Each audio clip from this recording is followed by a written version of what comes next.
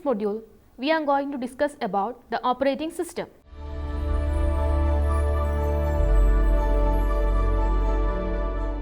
Operating system is the software which coordinates a computer's internal activities and controls the overall operation of a computer. It is a collection of system programs that allow the user to run program software. Without an operating system, a computer is only a raw machine which cannot be used for any useful purposes. It provides the means by which a user can store and retrieve files and also an interface by which a user can request the execution of programs. It acts as an intermediate between a user and a computer. It also acts as a resource manager which takes care of the various resources such as process, memory, device, information, etc. There are different examples for operating systems. Some of them are Windows, Unix, Linux and Mac OS. History and evolution of operating systems. History of operating systems is very much dependent upon the history of computers itself. The computers of the 1940s and 1950s were not very flexible or much efficient. Machines occupied the entire rooms. Program execution required significant preparation of equipments like mounting magnetic tapes, placing punched cards in card readers, etc. The execution of each job was handled as an isolated activity, like the machine was prepared for executing. After execution, all the tapes and cards to be removed before the next program began. When the number of users is increased, sign-up sheets were issued to reserve the machine for blocks of time.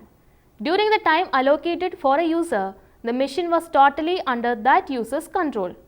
In such an environment, operating system began systems for simplifying program setup and the transition between jobs. As a first step, physical transition of people in and out of the computer room was eliminated. A computer operator was hired to operate the machine. Anyone requiring a program run was to submit it along with any required data and directions. The operator loaded these materials into the machine storage and a program called operating system will execute them one at a time. Starting from there, now the operating system is of different varieties such as multi-user, multitasking, real-time, networked or distributed. Relationship of operating system to basic hardware is given in the figure. Here, the main functions of operating system such as memory management, processor management, device management and information management interacts with the actual hardware of the computer. Without any software, the computer can be treated as a bare machine, which means that it constitutes only the hardware components that cannot be fruitfully used by a user. First generation. The first generation computers used vacuum tubes for circuitry and magnetic drums for memory and were very large in size, taking up entire rooms. They were very expensive to operate. These computers used great amount of electricity and generated a lot of heat, which often resulted in malfunctions. In these days, a single group of people designed, built, programmed, operated and maintained each machine. All programming was done in machine language using plug boards and wires to control the basic functions. Hence, the need of operating systems was not even thought of. All the problems were straight numerical calculations for doing sines, cosines and logarithmic operations. By 1950s, punched cards were introduced by which programs can be written on cards and read them instead of using plug boards. The UNIVAC and NEAC computers are examples of first generation computing devices. Second generation. The use of transistors changed the picture of computer itself. Computers could be manufactured and sold to paying customers. To run a job, the programmer would first write the program on paper, then punch it on cards. Then bring the card deck to the input room and hand it to one of the operators and wait for a long time. When the computer finished the job, the operator would go to the printer and get the output to the output room so that it can be collected by the programmer later. So, the people who paid high cost for equipment looked for ways to reduce the wasted time. The solution adopted was the batch system. Second generation computers were largely used for scientific and engineering applications using Fortran and assembly language. Typical operating systems were Fortran Monitoring System (FMS) and IBSys, which is IBM's operating system for the system 7094. Third generation. By the early 1960s, most of the computer manufacturers had two incompatible product lines. One type is a word-oriented large-scale scientific computer such as 7094, which were used for numerical calculations. The other is the character-oriented commercial computer like 1401, which were widely used for tape sorting and printing by banks. IBM introduced the System 360 for solving both these problems. The 360 was a series of software compatible machines ranging from 1401 size to much more powerful than 7094. Since all the machines had the same architecture and instruction set, programs written for one machine could be run on all the others. IBM has compatible successors to the 360 line known as 370, 4300, 3080 and 3090 series. The systems of the 1960s were also batch processing systems, but they were able to take better advantage of the computer's resources by running several jobs at once. So, operating system designers developed the concept of multi-programming, in which several jobs are in main memory at once. A processor is switched from job to job as needed to keep several jobs advancing while keeping the peripheral devices in use. For example, on the system with no multi-programming, when the current job is waiting for other I/O operation to complete, the CPU has to sit idle until the I/O finished. The solution for this problem that evolved was to partition memory into several pieces with a different job in each partition. While one job was waiting for I/O to complete, another job could be using the CPU. Another major feature in third generation operating system was the technique called spooling or simultaneous peripheral operations online. In spooling, a high-speed device like a disk interposed between a running program and a low-speed device involved with the program in input or output. Instead of writing directly to a printer, for example, outputs are written to the disk. Programs can run to completion faster and other programs can be initiated sooner. When the printer becomes available, the outputs may be printed. Another feature present in this generation was time sharing technique, a variant of multi-programming technique in which each user has an online, that is directly connected terminal. Because the user is present and interacting with one computer, the computer system must respond quickly to user requests, otherwise the throughput could be low. Time sharing systems were developed to multi-program large number of simultaneous interactive users. Fourth generation. With the development of large-scale integration circuits, operating system became a user-friendly software. Multiprocessor technology evolved to the point that it became possible to build desktop computers as powerful as the mainframes of the 1970s. Two operating systems have dominated the personal computer, such as MS-DOS written by Microsoft and for the IBM PC and other machines using the Intel 8088 CPU and its successors, and Unix, which is dominant on the large personal computers using the Motorola 6899 CPU family. As a successor to MS-DOS, Microsoft produced a GUI based system called Windows. From 1985 to 1995, Windows was just a graphical environment on top of MS-DOS. But Windows 95 was released as a freestanding version of Windows that incorporated many operating system features into one. There were several modifications for this version, such as Windows 98, Windows NT for new technology, and Windows ME for Millennium Edition. Linux is becoming another popular operating system now. Another development was the network operating system and the distributed operating system. In a network operating system, the users are aware of the existence of multiple computers and the users can log into remote machines as and when needed. But a distributed operating system appears to its users as a uniprocessor system but actually consists of multiple processors. Operating system architecture. A typical computer system consists of different types of software.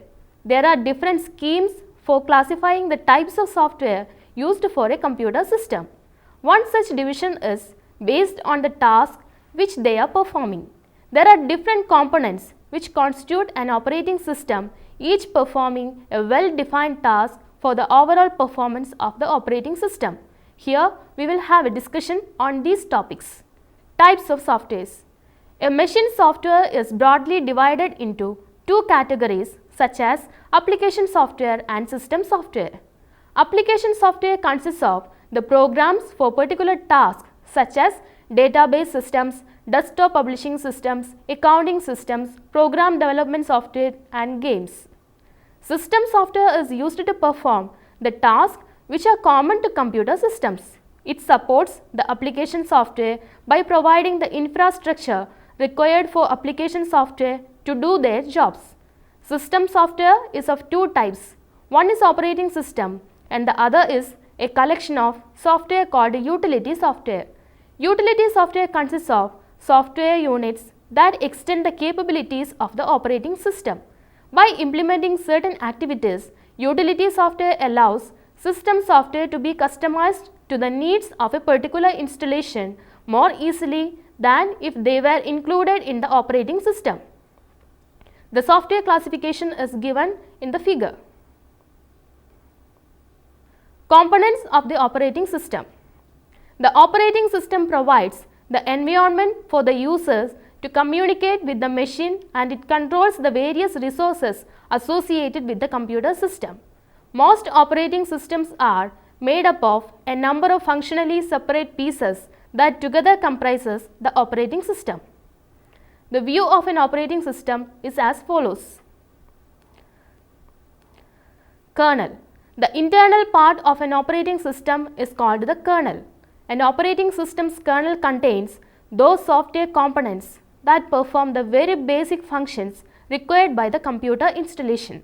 The kernel is responsible for managing the other system programs. It can be thought of as upper management which oversees the whole process of operating the computer system. The process involves the integration of the hardware and software. File manager is one such unit whose job is to coordinate the use of the machine's mass storage facilities. Shell.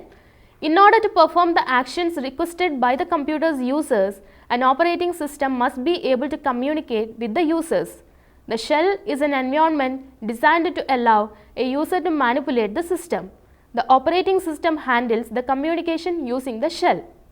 It is the command interpreter between user and the system.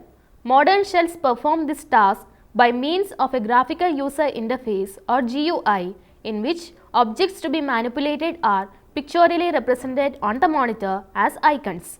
These systems allow users to issue commands to the operating system by pointing to these icons with the help of mouse or such pointing devices. Older shells communicate with users through textual messages using keyboard and monitor screen. Some operating system allows a user to select among different shells to obtain most compatible interface for that particular user. Types of user interface. The part of the operating system that provides the way for the human to communicate with the machine is called the Human Computer Interface HCI, or more often the user interface UI. The operating system can be categorized according to its interface. UIs generally fall into three types, with command line, menu based and graphical. Command line user interface. Keyboard is used to communicate with the operating system and the computer. In the command line UI, the user types in commands and the computer responds to them.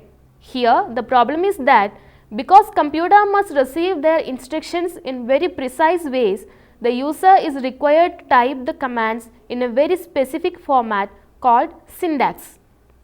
Example, Unix and DOS. Menu based interface. Menu based user interfaces are not common in operating systems. Menus can simplify the use of a command line user interface by providing a list of commands from which to choose. The user selects the menu item by typing an identifier or by clicking with a mouse. Then the menu-based UI types the complete and correct syntax for the user. Graphical user interface. Graphical user interface, commonly referred to as GUI, is really a very sophisticated form of menu-based interface. Instead of listing the command, it represents them as a number of small pictures called icons. For example, Windows and Mac OS. Future user interfaces. One of the first changes will probably be the introduction of a voice-operated UI, which uses voice commands instead of typing or using clicked commands. Another is the adoption of three-dimensional look for user interface. Structure of operating system. The structure of an operating system is a highly complex one. To reduce the complexity, operating systems are usually referred and implemented in terms of hierarchy of layers. This approach is an outgrowth of the concept of information hiding. Externally, a module is known to perform a specific function on objects of a given type. It is given in the figure. Layer 1, kernel. Typical mechanisms contained in the operating systems are processor management mechanism, interrupt processing mechanism, memory management mechanism, I/O mechanism, communication mechanism. Layer 2, basic input-output. Low-level facilities for management of secondary storage needed to support the main memory management. Layer 3, memory management. Manages primary memory and the virtual memory can be implemented at this level. Layer 4, file system. It has the facilities for storage and manipulation of named files. Layer 5, command language interpreter. It provides an interface between interactive users and operating system. These input lines are then passed to separate commands from parameters and to identify the type of service required. Bootstrapping or booting. Booting is a bootstrapping process that starts operating system when the user turns on a computer system. A boot sequence is the initial set of operations that the computer performs when power is switched on.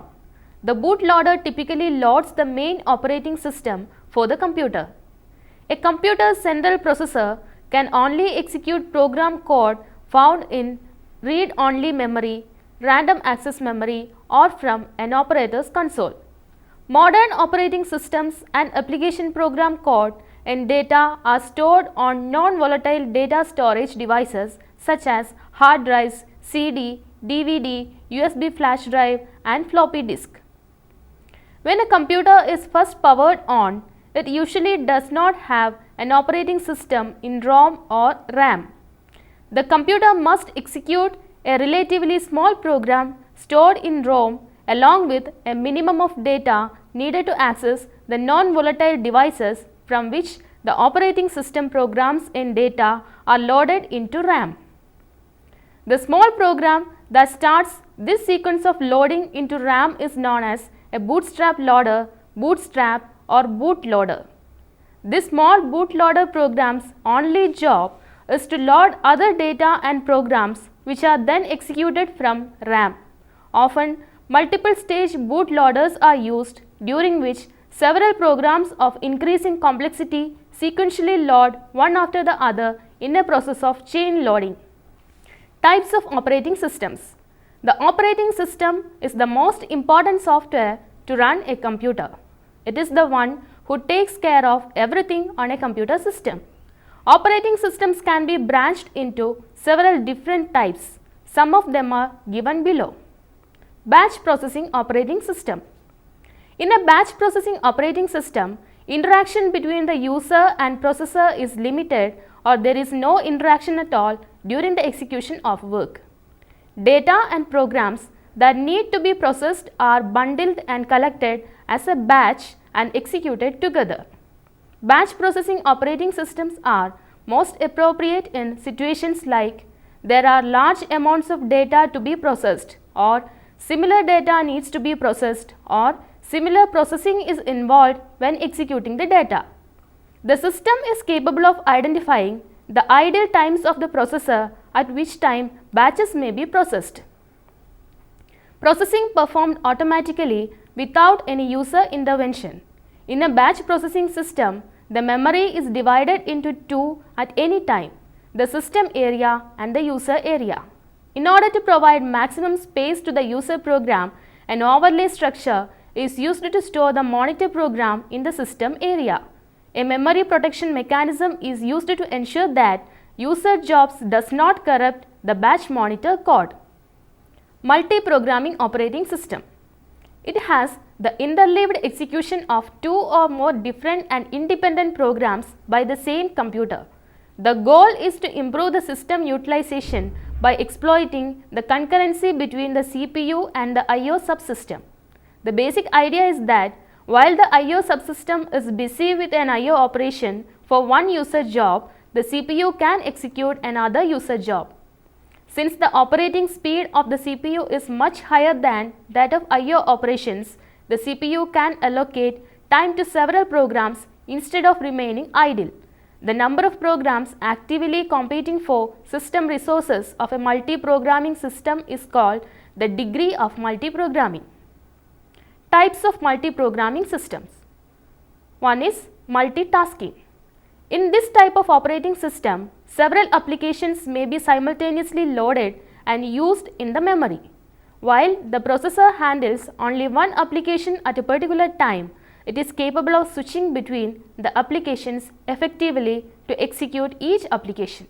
This type of operating system is seen everywhere today and is the most common type of operating system. Example, Windows operating system. Another is multi-user. This type of operating system allows multiple users to simultaneously use the system. The processor splits its resources and handles one user at a time. The speed and efficiency at which it does this makes it apparent that users are simultaneously using the system.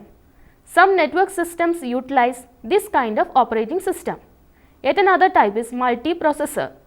These types of operating systems manage the operations of computer systems that incorporate multiple processors. Time-sharing operating system. Multi-programming operating systems are not suitable for interactive type applications where the user directly interacts with the computer system. Time-sharing concept was introduced to provide fast response time to interactive users of a computer system. To provide good response times to all users, the time-sharing supervisor should ensure that no program should be allowed to monopolize the CPU. Two provisions are made to ensure this. One is, programs are not assigned fixed priorities, and the second, a program can only consume a limited amount of CPU time in one go. Real-time operating system. A real-time operating system processes inputs simultaneously fast enough to affect the next input or process. Real-time systems are usually used to control complex systems that require a lot of processing like machinery and industrial systems. These systems are characterized by having time as a key factor. If the action must occur at a certain moment, the system is known as hard real-time system. In a soft real-time system, missing an occasional deadline is acceptable. To use a computer as a system, it should have a user interface to communicate with the hardware. An operating system is the one which takes care of the entire computer system. More than an interface to the hardware, it controls the various resources associated with it. In this module, an overview of the operating system is presented. It refers to the history, various components and the structure of an operating system. This module also covers the different types user interfaces of the operating system as well. This module ends with a reference to the various types of operating system. Distinguish between system software and application software. What is meant by batch system?